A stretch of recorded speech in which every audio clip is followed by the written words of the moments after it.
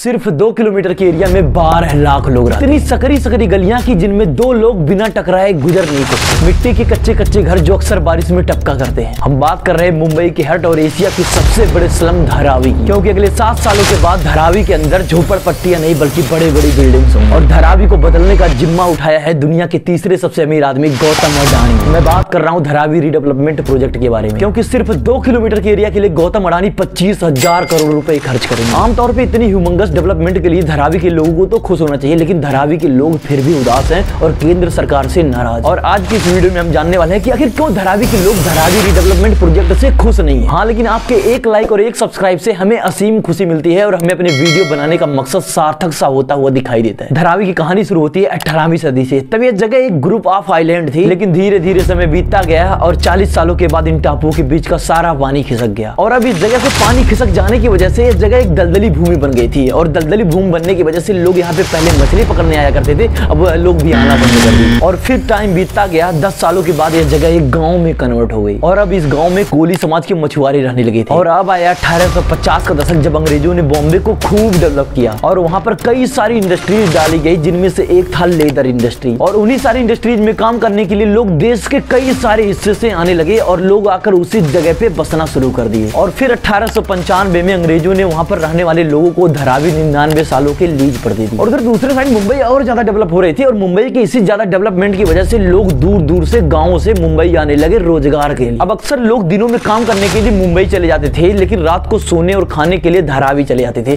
क्योंकि उन्हें धारावी में खाना और रहने के लिए व्यवस्था सारी चीजें बहुत ही ज्यादा सस्ती थी। और उधर अंग्रेजों का नजर धारावी पर कभी भी नहीं पड़ा, क्योंकि उनका काम ही था भारतीयों का शोषण करना। उसके बाद आया 1947, जब हमारा देश आजाद हो गया। उसके बाद धारावी हमारे देश का सबसे बड़ा स्लम बन गया। 1947 के बाद उधर मुंबई तो और ज्यादा डेवलप करना शुरू कर दिया, लेकिन धारावी में मुंबई के जितने भी सारे कूड़ा करकट होते थे सब धारावी में ही फेंके जाते थे। और धारावी में फेंके जाने की वजह से धारावी बहुत ही ज्यादा स्मेल करने लगी। और अब यही से शुरुआत होती है धारावी की रिसाइकलिंग इंडस्ट्री की, जहां पर 15,000 से भी ज्यादा रिसाइकलिंग फैक्ट्रीज मौजूद है और उन्हीं फैक्ट्रीज में 2.5 लाख लोग काम करते हैं। दोस्तों, धारावी के अंदर सिर्फ रिसाइकलिंग का ही बिजनेस नहीं, बल्कि कपड़ा, मिट्टी के बर्तन, चमड़ा और स्टील प्रोडक्शन जैसे 500 से भी ज्यादा इंडस्ट्रीज मौजूद हैं। और इस स्लम में 15,000 से भी ज्यादा कारखाने तो ऐसे हैं जो सिर्फ एक कमरे से ही अपना पूरा बिजनेस ऑपरेट करते हैं। और इनमें बनाई जाने वाली चीजें सिर्फ इंडिया में नहीं बल्कि ई-कॉमर्स वेबसाइट के जरिए पूरे दुनिया में बेची जाती हैं। और यही वजह है कि धारावी का एनुअल रेवेन्यू $1 बिलियन को भी पार कर जाता है। और आप इससे इमेजिन नहीं कर सकते हो कि धारावी का हमारे जीडीपी में कितना बड़ा कंट्रीब्यूशन। दोस्तों, जब भी हम किसी स्लम का नाम सुनते हैं तो हमारे दिमाग में सबसे पहला ख्याल आता है कम पढ़े लिखे और झुग्गी झोपड़ियों में रहने वाले लोग।